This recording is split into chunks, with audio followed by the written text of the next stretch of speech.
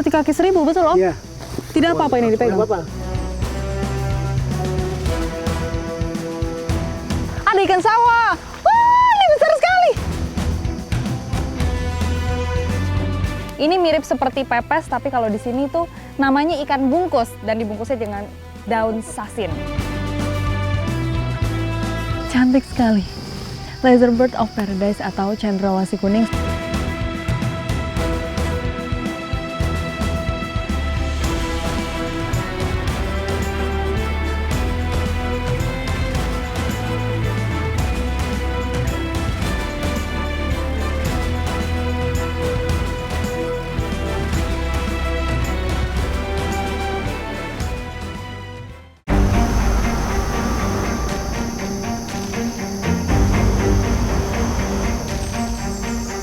Hutan kami tetap jaga, dan kami membuka kampung Malagufuk dan hutan kami tetap terjaga. Berdoa dan lindungi kami terus sehingga kami selalu menjaga hutan kami dengan aman.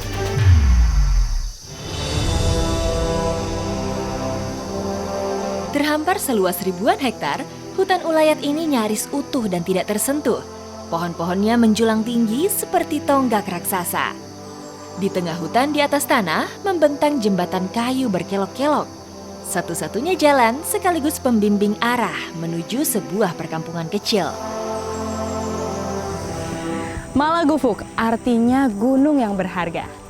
Suku Moy membuka Malagufuk ini untuk menjaga dan juga merawat belantara rimba dan juga isinya. Dihuni oleh 15 kepala keluarga, kampung ini merupakan perisai hutan di daratan Papua.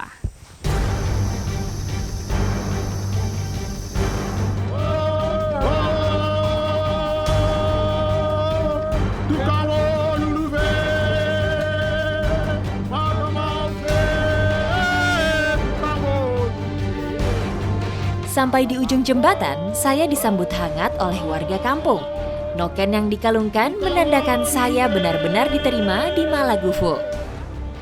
Memang salah satu tradisi dari suku Moy untuk menyambut hal-hal baik. Sama seperti saya sebagai tamu yang datang ke sini karena dianggap kedatangan saya ini baik. Lengkap dengan pakaian adat khas suku Moy, para penari ini langsung membimbing saya memasuki kampung. Meski parang dalam genggaman, namun alen bukanlah tarian perang, melainkan upacara penyambutan yang biasa dilakukan kepada tamu-tamu tertentu. Sepanjang jalan, nyanyian terus dilantunkan. Liriknya berisi harapan untuk kebaikan kampung yang baru pertama kali saya datangi ini. Kampung Persiapan Malagufuk merupakan pemekaran dari Kampung Malaumkarta, Distrik Makbon, Kabupaten Sorong, Papua Barat. Terletak di Lembah Kalasau atau Lembah Sunyi, Malagufuk jauh dari ingar-bingar dan deru mesin kendaraan. Setiap pagi, kabut tebal menyelimuti kampung yang hanya dihuni oleh 69 jiwa ini.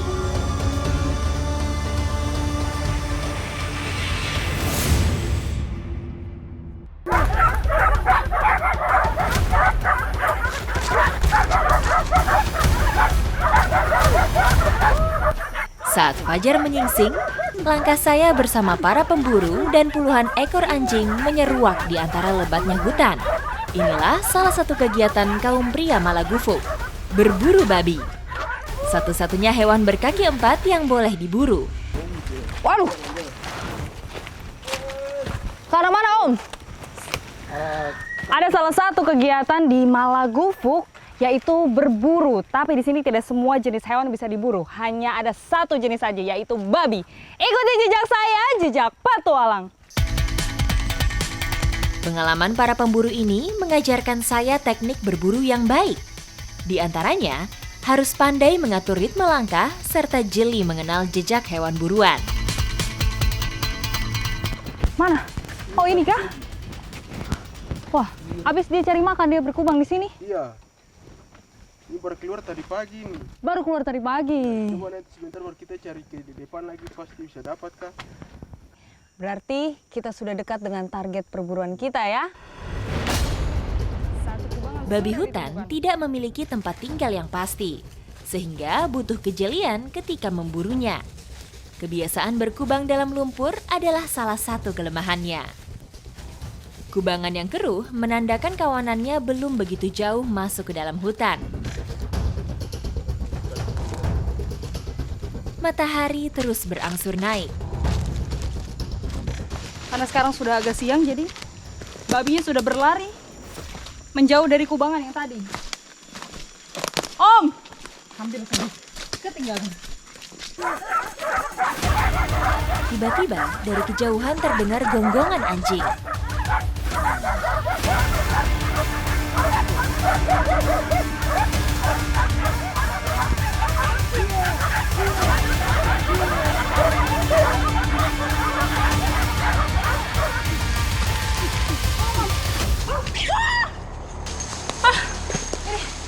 Babinya sudah ditombak.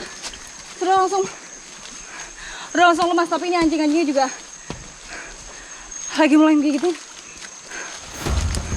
Ayo. Sudah ditombak tapi dia masih berenang ke arah sana. Saya mau kejar dulu. Ayo. Nah. Bawa sana, Om.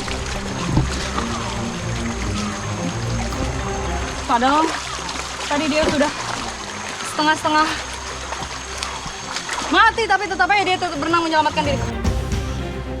Babi hutan memiliki kebiasaan krepuskular, yaitu mencari makan saat pagi dan sore hari. Sekarang, karena sudah mulai sore hari, dia mendekat, akhirnya kita dapat satu. Sore ini, keberuntungan masih berpihak kepada kami. Meski cuma satu ekor, usaha kami tetap membuahkan hasil. Sekarang babinya mau dibawa dulu ke kampung, tapi sebelum itu harus dibakar supaya ini bulu-bulunya itu hilang. Habis itu baru dimasak.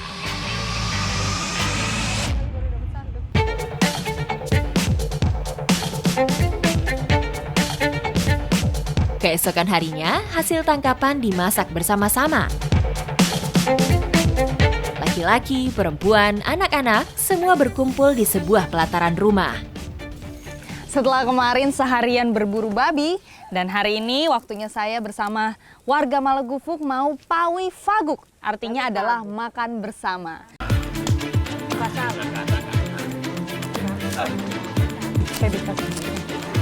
Dan nanti yang bertugas merebus adalah ibu-ibu. Sekarang bapak-bapaknya dulu nih yang motong satu persatu.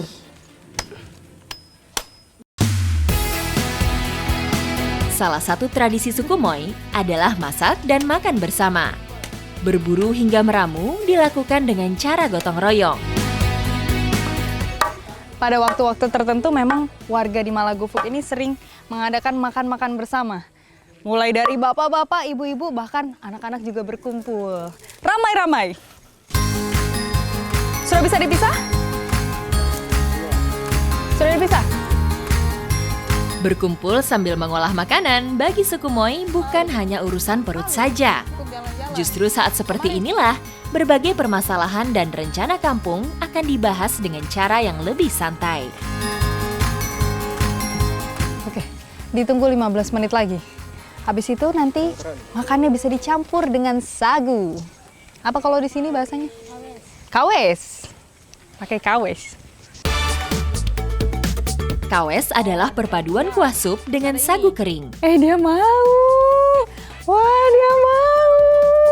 Saya mau lihat ini masakan. Masakan ini, Om. Dia mau lihat. Mau lihat masakan itu toh?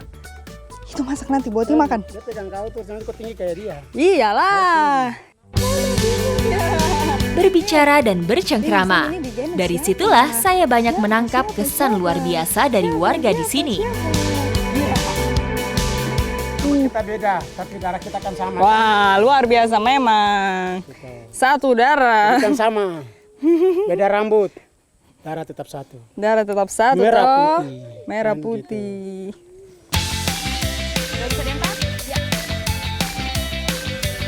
Hidangan sudah siap. Mata. Saatnya dinikmati. Ajak semua tetangga karena seekor babi panggang dan sagu kental sepertinya cukup untuk seluruh warga kampung. Coba. Pinter sekali.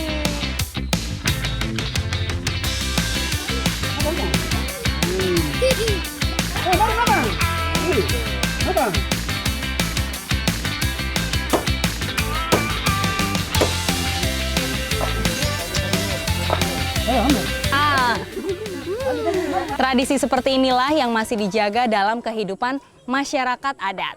Salah satunya di sini nih, suku Moi. Tadi mencari makannya bersama-sama, dinikmatinya juga secara bersama-sama. Ikuti jejak saya, jejak petualang. Ayo, habiskan!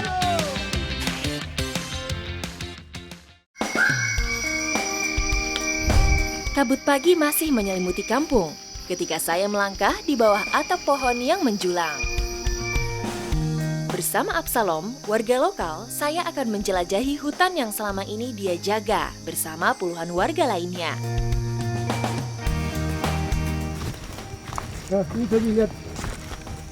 Oh, apa itu, Om? Hah? Seperti kaki seribu, betul, Om? Iya. Tidak apa-apa ini dipegang. Apa? Beberapa ratus meter memasuki hutan, keanekaragaman hutan Malagufuk langsung nampak di depan mata. Kaki seribu atau sering juga disebut luwing adalah serangga purba yang sudah hidup lebih dari 400 juta tahun silam. Meski menyandang nama kaki seribu, binatang bercangkang keras ini ternyata jumlah kakinya kurang dari 1000. Geli sekali nih. Ini kalau di Jawa kita biasa temukan warnanya merah, Om. Ya, Tapi kalau di di sini- Papua ada yang warna merah yang besar. Oh, yang besar kecil. ada lagi? Iya. Berarti ini masih kecil Dia termasuk masih ya? kecil. Warnanya hitam Ada dan yang ini besar kulitnya lagi. keras sekali ya, Om.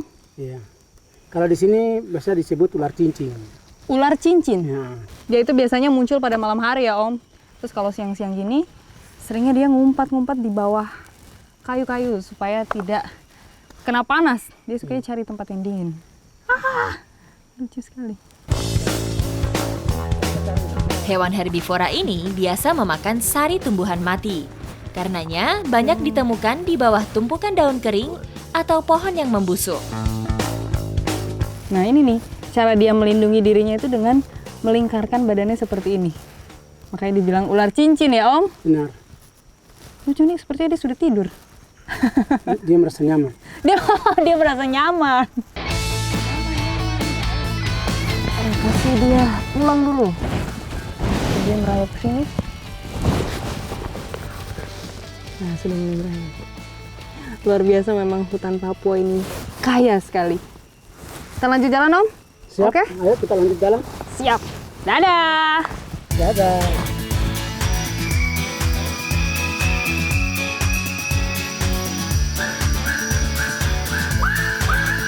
Malagufuk bak perisai.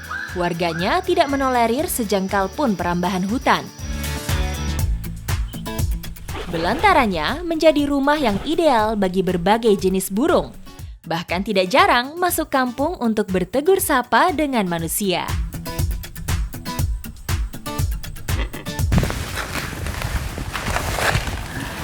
Di atas saya di situ, saya melihat ada julang Papua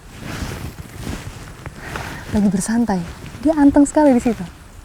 Makanya saya nggak mau bikin pergerakan dan juga suara-suara yang mengganggu supaya dia tetap bertahan ada di atas sana. Ini dekat sekali. Julang Papua adalah satu-satunya jenis rangkong yang hidup di wilayah timur Indonesia. 12 jenis lainnya tersebar mulai dari Indonesia bagian tengah hingga bagian barat. Habitat aslinya adalah kanopi hutan, hutan rawa, dan perbukitan dengan ketinggian sekitar 500 di atas permukaan laut. Kelihatannya memang dia habis mencari makan, terus beristirahat di sini, lalu tidur. Karena kelihatan itu matanya merem-merem. Sayur.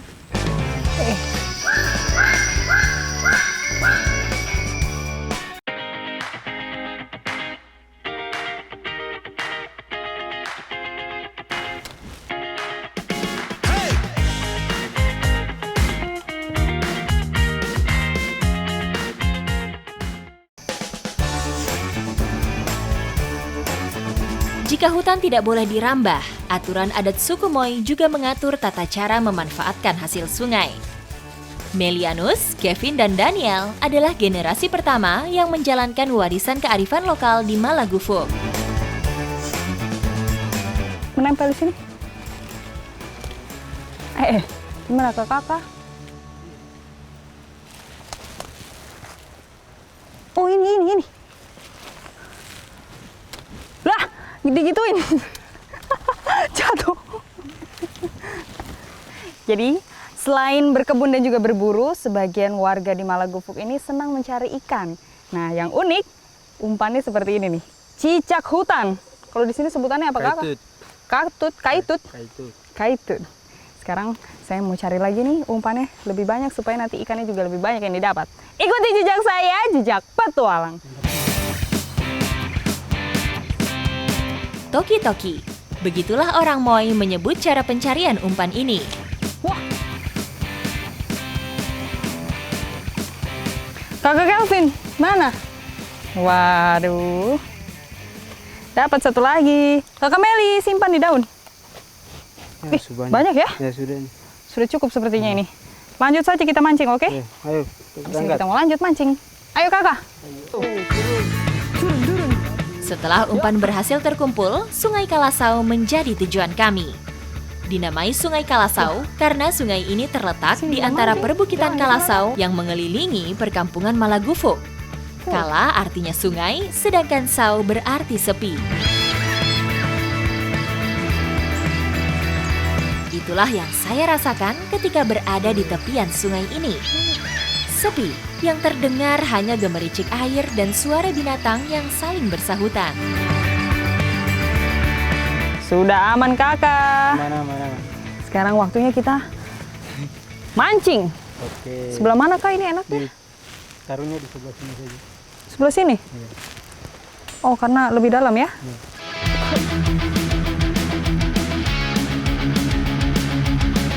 Tanam sini ya.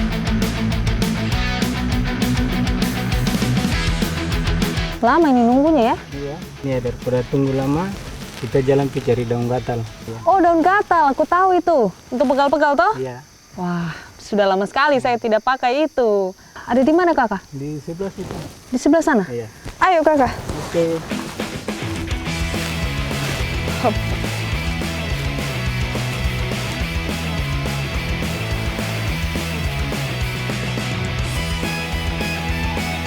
Ajakan Daniel mengingatkan saya saat pertama kali mencoba daun gatal.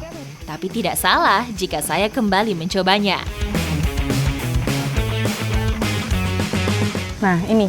Kalau kita perhatiin, di sini ada bulu-bulu halus. Dan inilah yang bikin nanti rasanya tuh kayak ditusuk-tusuk. Tuh. Daun gatal adalah tumbuhan hutan timur Indonesia. Manfaat tumbuhan ini belum begitu populer, namun bagi masyarakat Papua, daun gatal biasa dimanfaatkan untuk menyembuhkan pegal-pegal, kurang enak badan, sakit kepala, dan lain-lain. Bantu saya ya. Iya. Percaya pada Kevin. Waduh, mantap kali ini.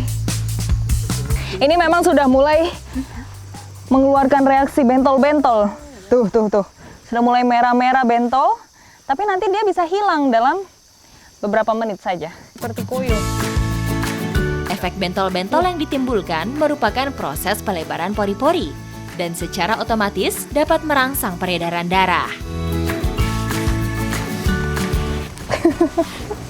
Memang di awal cekit-cekitnya itu selalu bikin kaget. Tapi lama-lama enak. Aduh. Kalau sudah bentol-bentol seperti ini, berarti dia sedang bereaksi. Ini mungkin seperti akupuntur. Nah, artinya nih pori-porinya terbuka. Terus jadi nanti lama-lama hangat dan kaki rasanya tuh jadi lebih enteng. Oke? Ayo, lanjut. Siapa tahu ikan sudah dapat.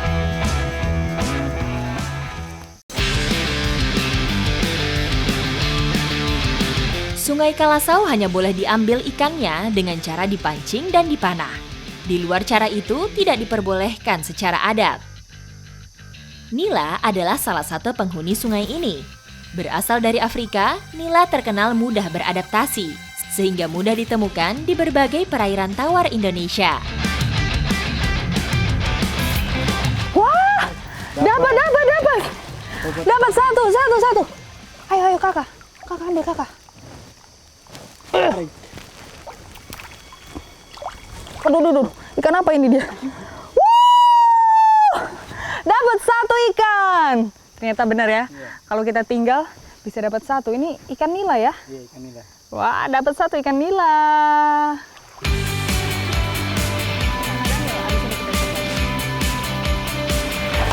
Wah, ini belum dapat Kakak Daniel. Wah, tidak dapat, tapi umpannya sudah hilang. Tangkapan selanjutnya di luar dugaan. Ikan yang kami dapat cukup besar. Kakak, itu lihat. Wah, dapat ikan yang besar itu Kakak. Ini ikan sawah ini. Wah, ikan sawah. Iya. Ada ikan sawah. Wah, ini besar sekali. Terlihat karena ini airnya jernih. Wah, coba. Kita angkat dulu. Oh, Kakak, saya tahu. Wah, ikan ini memang sejenis ikan gabus. Tapi ini ukurannya cukup besar. Lihat, hampir setangan saya, Kakak. Ini Kakak. Nah, pegang saja. Di setiap lingkungan, ikan punya gabus sisik akan ini memiliki licin warna sekali. sisik yang berbeda-beda. Ikan karnivora ini harus pandai menyamarkan diri untuk mengelabui mangsanya. Wow, sudah banyak ini kita kumpulkan ikan. Abis ini kita masak-masak gimana? Oke? Siap? Oke, lanjut perjalanan kita. Lanjut masak.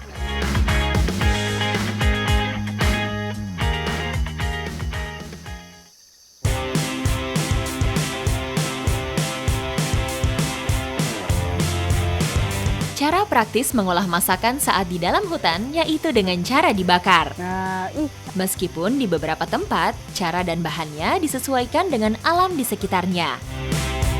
ini mirip seperti pepes, tapi kalau di sini tuh namanya ikan bungkus dan dibungkusnya dengan daun sasin. Nah, ini daun sasinnya. Ini tuh sejenis palem, tapi dia tidak mengeluarkan aroma seperti pandan gitu ya, Kakak. Tidak. Nah, ini cara bungkusnya juga seperti ini. Dilingkarkan, kemudian dilipat. Jika di beberapa daerah mengenal cara pepes, cara yang kami lakukan tidak jauh berbeda.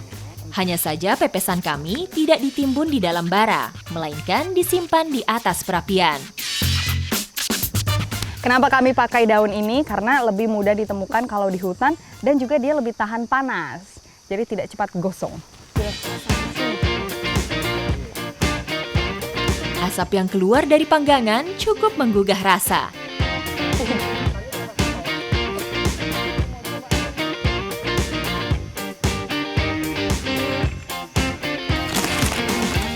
Mantap, sudah.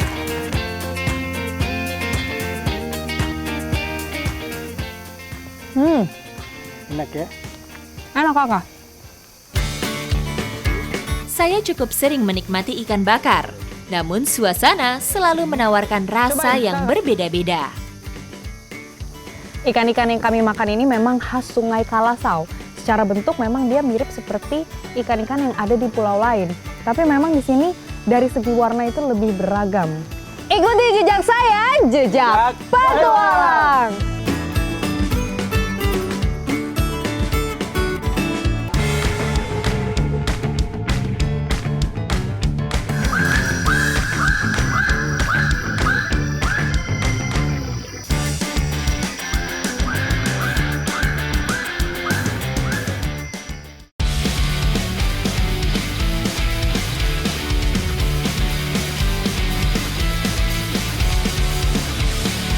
Inilah harta karun tersembunyi tanah Papua.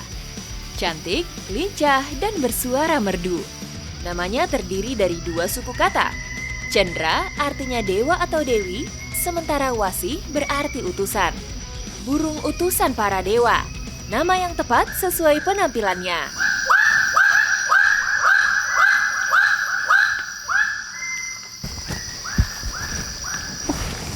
Itu Om, Ah iya, benar. ya kan? Benar. Cantik sekali. Laserbird of Paradise atau cendrawasih kuning sekarang tepat berada di atas saya. Dan pagi hari seperti ini merupakan waktu yang tepat untuk kita mengamati burung. Benar.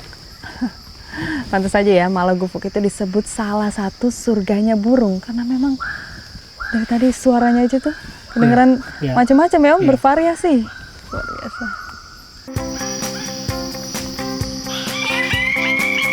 Cendrawasih. Karena keindahan bulunya, burung ini pantas menyandang sebutan bidadari turun dari surga. Nama tersebut diberikan oleh ilmuwan barat untuk mengagumi keelokan warna-warni bulunya.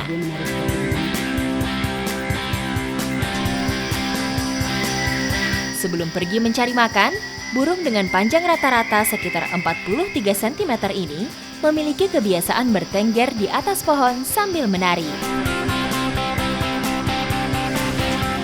Lagi nari ya Om? Iya, iya. Itu lagi nari. Mana? Itu. Oh iya, Iya, iya. betinanya itu ya? Ya, itu betinanya. Saat matahari mulai hangat, gerakan tariannya semakin menjadi-jadi. Meski musim kawin sudah lewat, sang jantan terus bersolek untuk menarik perhatian sang betina. Tampilan fisik bukan yang utama. Siulan yang merdu serta tarian atraktif yang membuat luluh sang betina. Memang ya kalau jantan itu selalu lebih menarik daripada betinanya. Terlihat dia punya leher itu lebih berwarna, warnanya hijau, terus ekornya juga lebih panjang ya Om? Iya, panjang, terus warnanya ada dua kan, warna kuning dengan warna putih. Iya, betul. Yang itu yang membuat sehingga betinanya dia lebih fokus. Kalau saya amati Om, mereka itu lebih banyak berkumpul di pohon yang ini, sama ini juga kan Om, Iya. yang besar ini. Itu pohon apa Om? Ini pohon pala hutan. Pala hutan. Iya, pala hutan. Ini Pala bijinya. tersebut, Yang Jadi dia makan ininya? Ya, yang ini yang jadi dia ambil sarinya. Ini sarinya. Karena sarinya itu sedikit ada bapakat terus bergetah. Bergetah. Iya. Coba ya Om. Iya. Ya, sepet-sepet emang. Iya, benar. Bergetah. Cendrawasih diberi nama sesuai dengan warna dominannya, seperti cendrawasih kuning kecil dan cendrawasih merah. Yang sedang saya amati pagi ini adalah cendrawasih kuning besar jantan.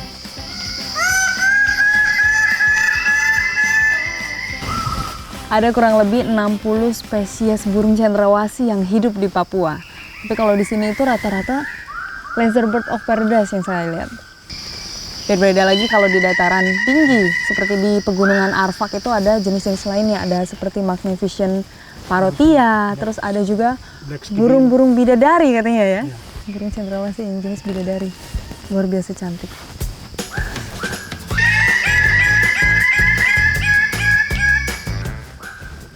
Di awal saya bilang, Malagufuk merupakan perisai belantara rimba. Dan inilah salah satunya yang mereka jaga, yang akan diwariskan ke generasi kita selanjutnya.